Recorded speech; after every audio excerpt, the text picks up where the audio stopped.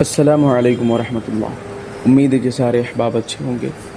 آج قرآن مجید کے سورہ انفال کی آیت نمبر 17 کا یہ عمل ہے، اور اسپیشلی طور پر جو مریض حضرات ہیں انہی کے لیے ہے، اور جن لوگوں کو بتایا گیا ہے پڑھنے کے لیے وہی لوگ سنیں، اور جن لوگوں کو نہیں بتایا گیا وہ بھی سن کر یاد کر لیں اور عام دنوں میں بھی پڑھا کریں۔ اللہ تبارک و تعالیٰ سورہ انفال کی آیت نمبر 17 میں فرماتا ہے وَمَا رَمَيْتَ إِذْ رَمَيْتَ وَلَكِنَّ اللَّهَ رَمَىٰ۔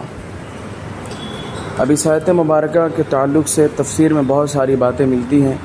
اگر ہم ایک بات آپ کو بتا کر اپنی بات آگے کنٹینیو کریں تو وہ یہ ہے کہ ہر اچھے کام کی نسبت، یعنی ہر اچھے کام کی نسبت اللہ تبارک و تعالیٰ کی طرف کی جائے۔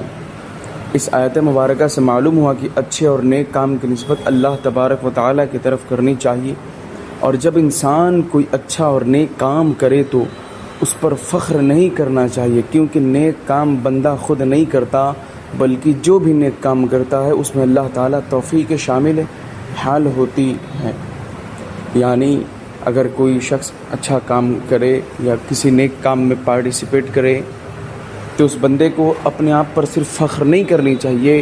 وجہ یہ ہے کہ کوئی بھی شخص اچھا کام بذات خود وہ نہیں کرتا ہے، بلکہ اللہ تبارک و تعالیٰ اس کو توفیق دیتا ہے تب وہ یہ کام کر پاتا ہے۔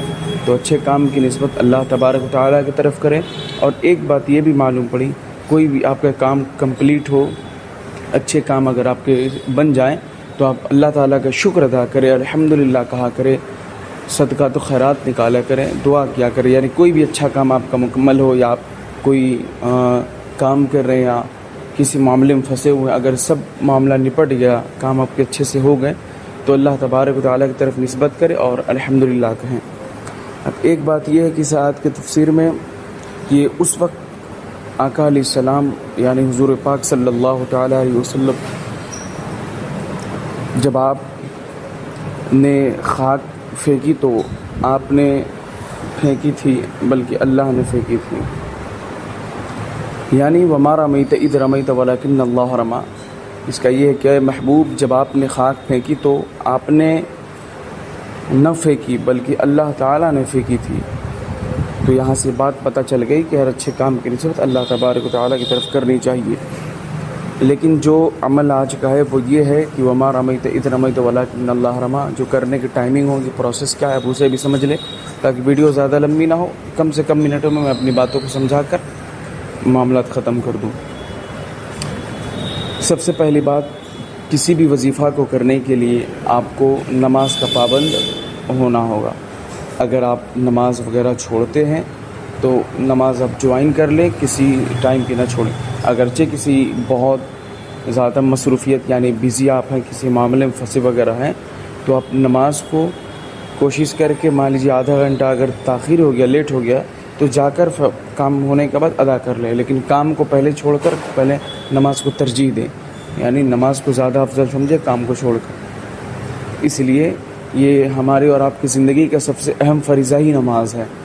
اگر ہم اسے چھوڑ کر کام کو زیادہ ترجیح دیں گے، یعنی اس کو زیادہ اہمیت دیتے ہیں، تو پھر میں سمجھتا ہوں ہم لوگوں کی زندگی کے سب سے لاس پوائنٹ یہ ہوگا۔ اور دوسری بات یہ ہے کہ یہ عمل فجر کی نماز کے بعد کرنا ہے، یعنی جب آپ فجر کی نماز پڑھ لیں گے اسی کے بعد کا یہ عمل ہے۔ تو آپ یہیں سے آپ سمجھ سکتے ہیں کہ فجر کی نماز آپ کو پڑھی کر عمل کرنا ہے، اور اسی ذریعے انشاءاللہ آپ نماز جب جوائن کریں گے تو اللہ تبارک و تعالیٰ توفیق دے گا، اور کوشش آپ کرتے رہیں نماز نہ چھوڑیں، اسی ذریعے دونوں کام ہو جائے گا۔ عمل کا طریقہ یہ ہے کہ جب آپ فجر کی نماز پڑھ لیں گے، فجر کی نماز کے بعد اپنے رائٹ ہینڈ کو سینے پر رکھ کر، یعنی رائٹ ہینڈ کو جو لیفٹ سائیڈ میں ہارٹ ہوتا ہے، ہارٹ پر رکھ کر 21 مرتبہ یہ پڑھیں قرآن مجید کی آیت مبارکہ سورہ انفال کی آیت نمبر 17۔ مولا فرماتا ہے وَمَا رَمَيْتَ إِذْ رَمَيْتَ وَلَكِنَّ اللَّهَ رَمَىٰ۔ 21 مرتبہ آپ کو ورد کر رہا ہے۔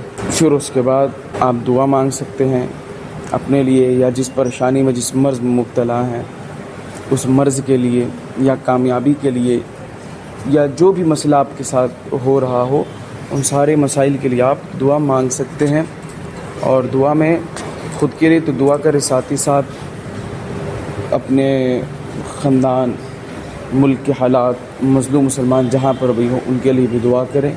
مولانا قمر غنی عثمانی صاحب کے لیے دعا کریں۔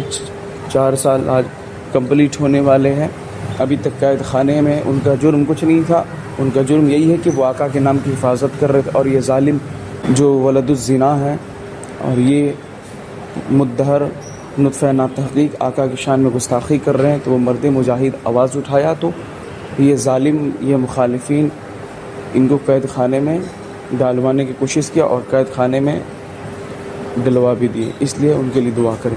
بس آج کے لیے اتنا ہی۔ جزاک اللہ خیرا کثیرا۔ السلام علیکم، اور خیال سے سبسکرائب کر لیں۔